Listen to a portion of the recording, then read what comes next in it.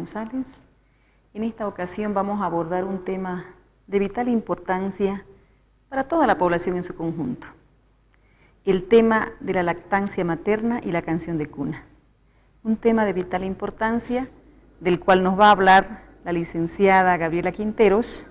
Ella es licenciada en Ciencias de la Comunicación Social, estudiante de la carrera de Antropología e investigadora, a quien en esta ocasión hemos invitado para que nos hable de este tema tan importante para usted, amiga, amigo que nos está viendo en esta ocasión. Gabrielita, buenas noches. Muy alegre tenerte en el set, la verdad, para hablar de un tema tan importante. Igualmente, muy buenas noches a todos quienes nos están viendo y es un gusto para mí compartir este momento. Gabriela, realmente para mí tan solamente leer la temática, lactancia materna y la canción de cuna me dice mucho. Yo quisiera que nos deje conocer cuáles fueron esas razones, esos sentimientos, ¿no?, que te llevaron a ti a abordar esta temática tan interesante, Gabriela. Bueno, han habido varias vertientes que han nutrido mi intención de investigar la lactancia materna y las canciones de cuna. Por una parte, llegas a un punto en el que se van cruzando varias cosas en tu vida y en mi caso me tocó ser mamá. Entonces yo no quería hacer una separación entre el camino de estudio que estaba realizando y lo que estaba viviendo, ¿no?, personalmente. Y existía la posibilidad incluso de dejar lo que estaba intentando, que era desarrollar estudios sociales. Entonces, lo más cercano que he podido vivir a través de este proceso de convertirme en mamá ha sido la lactancia materna. Y ya una vez nacido la niña, mi primera niña, lo de la canción de cuna. Y esto ha surgido de una interacción que existía con otras mamás, ¿no? Al momento de realizar largas colas por revisión de salud, para acceder a subsidios, ¿no?, que te ofrece el Estado, era increíble cómo existía tanta gente, madres de familia, que hablaban y que se nutrían de estas prácticas, ¿no?, la lactancia, y de manera encadenada, como una cadena vital, yo diría, articulada a la canción de cuna. Entonces, de esta manera surge la intención de investigar estas dos prácticas culturales, una que está más ligada a lo natural, a la naturaleza misma, que es la lactancia materna, y otra que implicaría un salto cultural, que sería la canción de cuna. Gabrielita, háblanos del origen de la lactancia y la canción de cuna, y cómo estas dos prácticas vivenciales se articulan a la identidad del ser humano.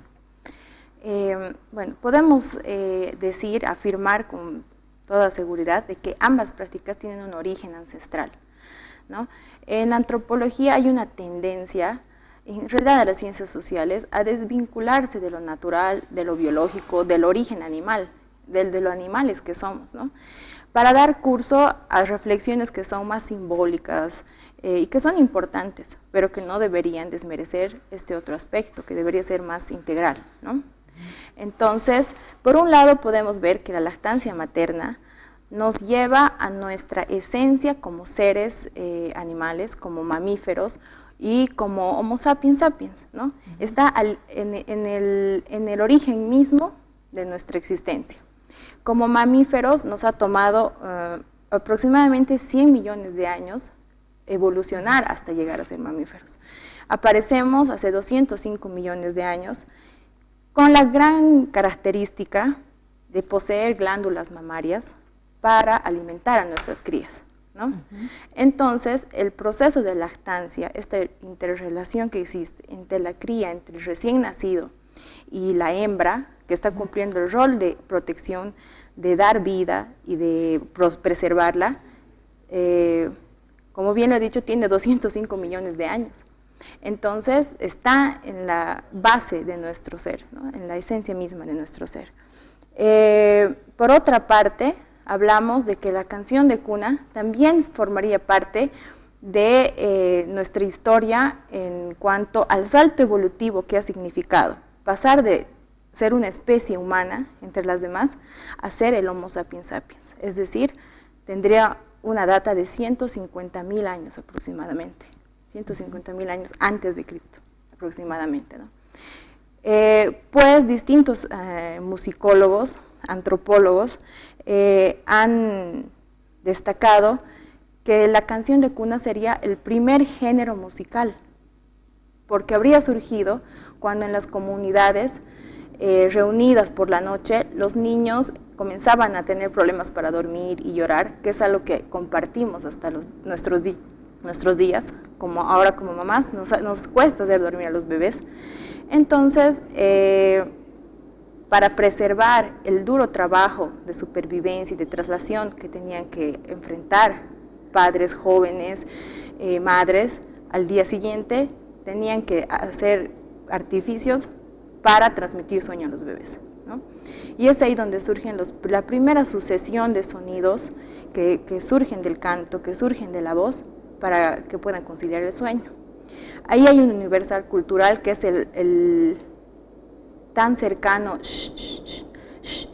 que uno hace al bebé intuitivamente, ¿no? Que se comporta en todas las culturas y que prácticamente a las mamás nos surge totalmente de manera natural para hacer dormir a los bebés, y que se ha descubierto que es el sonido que se identifica dentro del vientre materno al transcurrir la sangre en nuestro organismo, y por eso esa relación que hace el bebé con el sonido de tranquilidad de esos 9 meses de paz y de un paraíso que viven dentro de ti, les puede ayudar a conciliar el sueño, ¿no? Entonces, en ambos casos estamos frente a un origen ancestral mediante el cual se puede afirmar que hablar de la historia de la lactancia materna y la historia de la canción de cuna es hablar de la historia de la humanidad. Entonces estamos afirmando que existiría una identidad supracultural. Es cultural, pero está por encima de las culturas, ¿no? Es como una identidad primordial. Y me acerca también algo que alguna vez con usted como docente hemos hablado, que era este concepto que proponía junto al profesor Illescas sobre el humano integral originario, ¿no? Donde uno es todo con el universo, ¿no? Uno es uno y el todo es uno. Entonces se reconoce este origen ancestral que tienen ambas prácticas.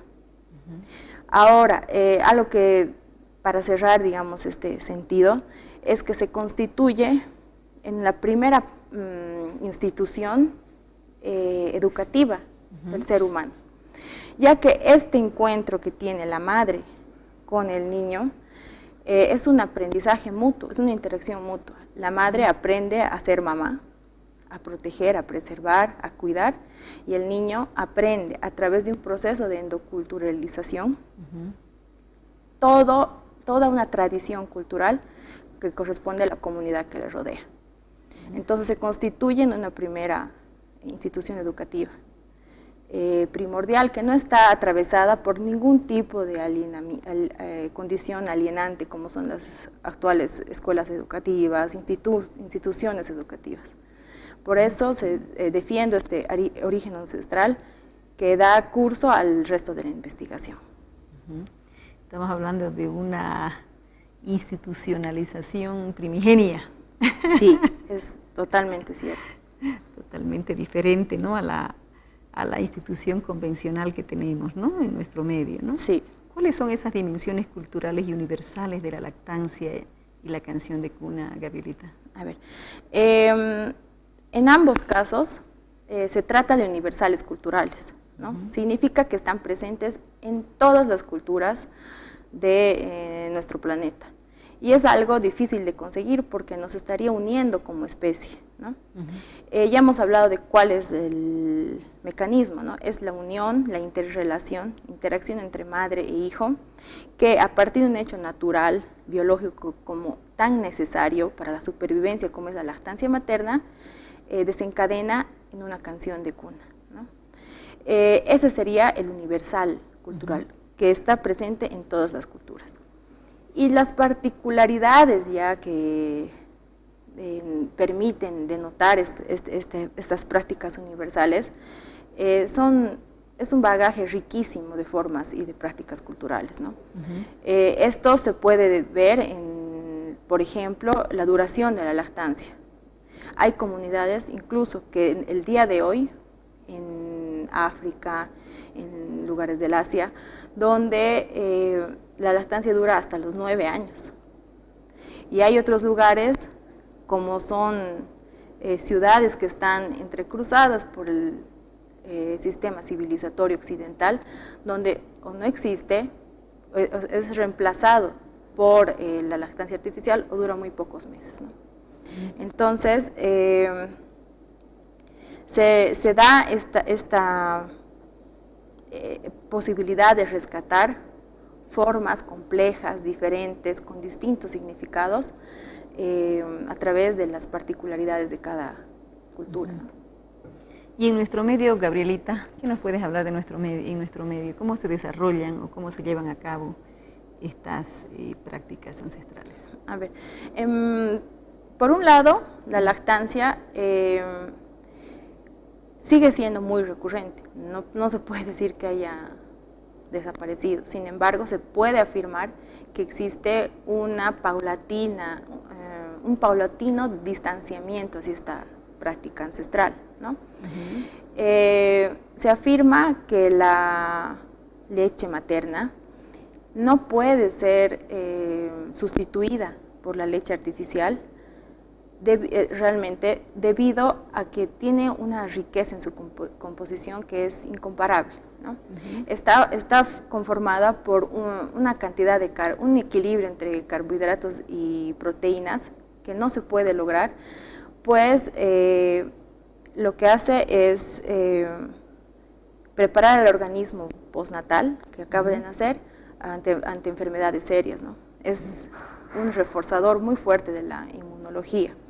Se dice que también que el niño recién nacido, a comparación de otros mamíferos, tiene un cerebro mucho menos desarrollado. Entonces, estos carbohidratos permiten su desarrollo.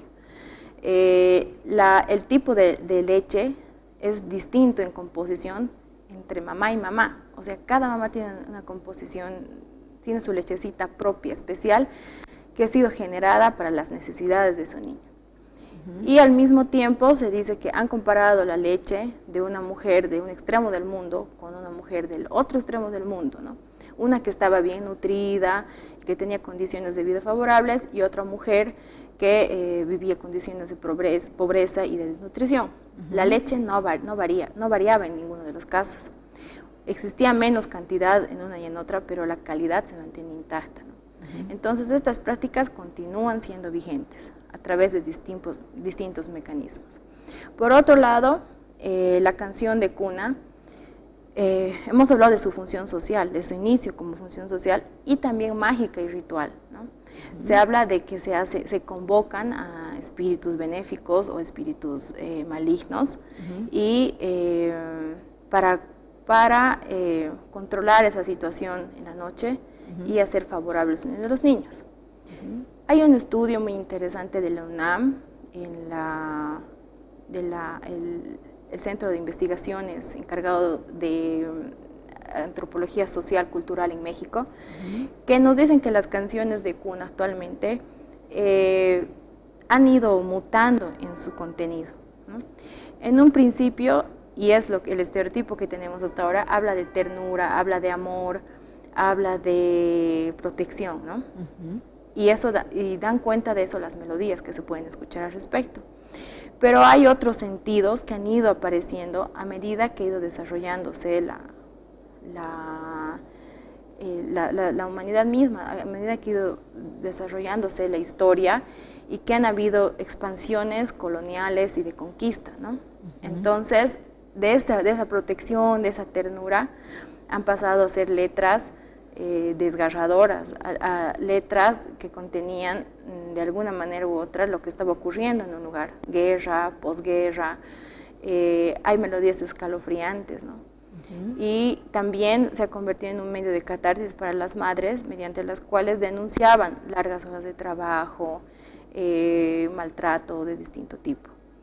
Y también se ha identificado que una característica de las canciones de cuna es que pueden ser de amplia difusión, pueden quedarse en una población determinada y también pueden ser familiares e incluso individuales, porque en la canción de cuna lo que más importa es la expresión, la emotividad, más allá incluso de la letra de la canción, ¿no?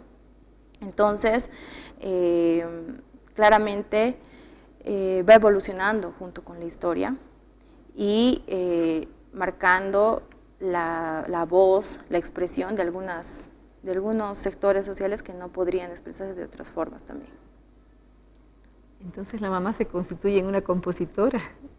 Totalmente. O sea, y como dice otro antropólogo, Sánchez Escribano, este primer canto que surge de esta relación amorosa, afectiva con un nuevo ser humano al que has dado vida, es innata y es connatural. O sea que todas las mujeres la tienen ya junto a la capacidad y al gen que tenemos del habla, del lenguaje, y la desarrollamos inmediatamente y la vamos componiendo para este nuevo ser y para mantener cierto orden ritual, mágico o social. Gabrielita, ¿cuáles fueron tus vivencias e impresiones a las que has llegado durante el trabajo de campo, Gabriela? A ver, a través del trabajo de campo me interesaba saber la vigencia y el tipo de vigencia de estas prácticas, ¿no? He llegado a entrevistar, a relacionarme, ¿no? De manera muy puedo decir que ha tocado mis emociones, ¿no? Porque estaba viviendo lo mismo que las otras mujeres, ¿no? Y aproximadamente 80 personas, madres de familia, con las cuales me he comunicado, cantan canciones de cuna. O sea, del 100%, el 100% canta canciones. Todas han afirmado cantarles a sus niños, ¿no? Entonces, eso me da una idea de este origen ancestral y de esta supervivencia de ciertas formas culturales que permanecen vigentes a pesar de cualquier tipo de vicisitud y de cambio social, cultural. Lo que va variando son las letras de las canciones, ¿no? Hay una canción que se ha convertido como el ícono de la expresión cultural de nuestra comunidad, y es una canción de cuna que es rescatada y cantada por Luzmila Carpio, y que igual mantiene distintas letras, ¿no? Según las regiones del país, de las ciudades, de las provincias, de los cantones. Y es, no sé si, yo estoy segura que a quienes nos están escuchando les va a sonar y también les va a emocionar, ¿no? Claro. Es el pascana ni tan, pascana ni tan, pascana ni tan, tan, que tiene distintas letras, incluso pronunciaciones silábicas. Hay una que se repite la melodía y la idea es tumbranqui, tumbran, tumbraqui, tumbran, tumbaqui, tumbran, bran, o pushquitan, pushcan, pushquitan, pushcan. Y es una emoción que surge de quienes lo escuchan, indescriptible. O sea, realmente está en el origen de su ser. Cuando he hecho una búsqueda a través de medios virtuales, esta canción igual sobresale, ¿no? Y los comentarios que surgen en torno a esta canción, tremendamente emocionales, o sea, afectivos, de reconocimiento muy fuerte, ¿no? Ante esta canción. Es lo que he podido encontrar. Y tomando en cuenta esta búsqueda virtual que he realizado, hay una infinidad, un bagaje muy grande de canciones de cuna de todas las partes del mundo. Y rescato ejemplos como son canciones de cuna de Rusia, canciones de cuna alemanas, canciones de cuna japonesas, africanas, que pueden llegar a ser realmente escalofriantes, que parece que realmente te hablan de invocar ciertos espíritus, ¿no? Porque forman parte de la realidad integral de estas personas, de esas comunidades, así como hablan de hechos históricos de guerra, de posguerra, Primera Guerra Mundial, Segunda Guerra Mundial, de las dificultades que ha atravesado Japón a través de su historia, de leyendas, de mitología de África, de Asia. Entonces, definitivamente condensa un material cultural, condensa una expresión cultural, condensa sentimientos, vivencias que se convierten en un material demasiado rico de exploración cultural. Gabrielita, ya que tocas el tema de las canciones de cuna, una que cause en cierto sentido temor y que de alguna manera por interculturalidad lo hemos venido heredando. Hay una que nos llama el cucu, no sé si todos saben, que si te vas a portar mal, va a venir el cucu y te va a llevar, ¿no ve? Entonces esa es una que está presente en todo, porque es una manera de enfrentar, por una parte socialmente, fríamente podríamos decir eso, ¿no? De condicionar, ¿no? Condicionar el sueño. Ajá.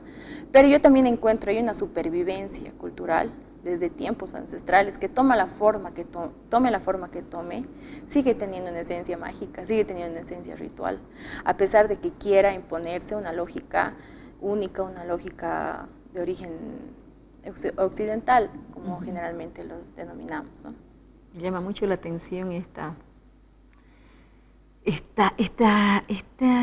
medio en realidad de programación y reprogramación que se hacía en duros momentos, como bien acabas de referir, en épocas de guerra, Primera Guerra, Segunda Guerra Mundial, ¿no? Y en otros escenarios donde se ha vivido duramente, ¿no?, el dolor del ser humano. Gabriela, ¿cuáles son los resultados a los que has llegado tú en esta investigación? ¿Cuáles son esos resultados preliminares, Gabrielita? Bueno, los resultados preliminares me impulsan a decir, me arrojan a decir que es fundamental reconocer estas prácticas, reaprender cómo se las ha realizado, cómo se las realiza en distintos lugares del mundo y revitalizarlas, ¿no?, para ponerlas en práctica. Y para frenar de alguna manera el avance de la lactancia artificial o del cesar de dar la leche materna, ¿no? Y por lo tanto la canción de cuna que va encadenada, ¿no? Entonces, junto con las ventajas, se podría decir, tan vitales de estas prácticas, hay datos científicos fácticos que nos dicen que es fundamental mantener estas prácticas, ¿no? Como el hecho de que la lactancia te permite